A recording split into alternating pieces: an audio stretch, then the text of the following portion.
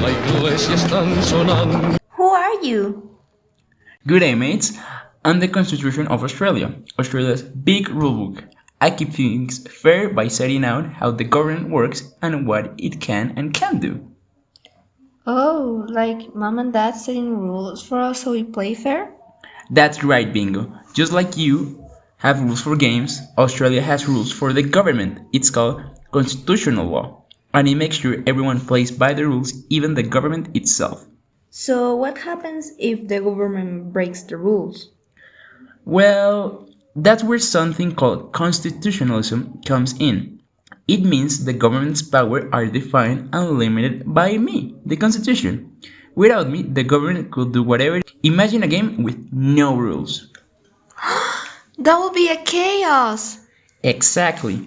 That's why constitutionalism is important. For example, there was a famous case called Entic versus Carrington, where a government official tried to take things from someone's home without permission. The court said, "No way, you have to follow the rules too."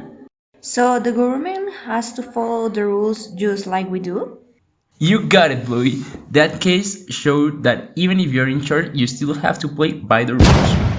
So, where do all your rules come from, Connie? Great question. I get my rules from three main places: the written constitution, special constitutional statutes that support the government, and common law. Common law? That sounds pretty common. It does. Common law is made by judges over time. When something isn't written down in me, judges can help fill in the gaps with fair rules. So it's like adding rules when new things happen. And what are constitutional statutes? There are special laws that make sure everything works smoothly. For example, the Australia Act of 1986 officially ended the British Parliament power over Australia. That helped Australia stand on its own 2 feet. Connie, do you have any rules that aren't written down? Oh yes, those are called conventions. They are like invisible rules.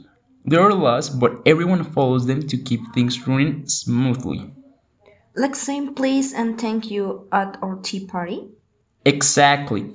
For instance, there is a convention that the Governor General should always approve new laws, even though they technically have the choice not to.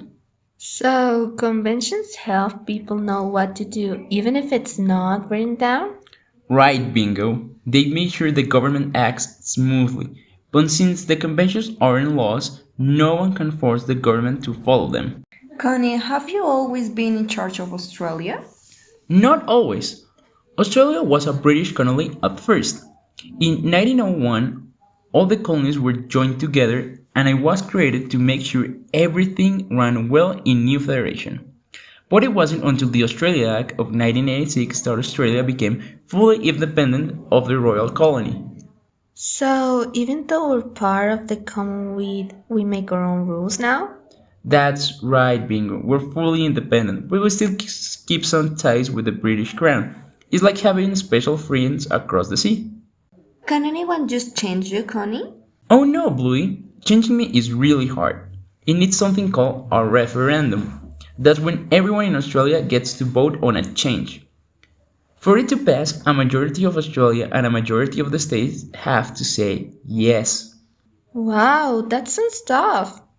It is. Only 84 of proposed changes have been passed. It makes sure we don't change things too easily and that everyone agrees on big decisions.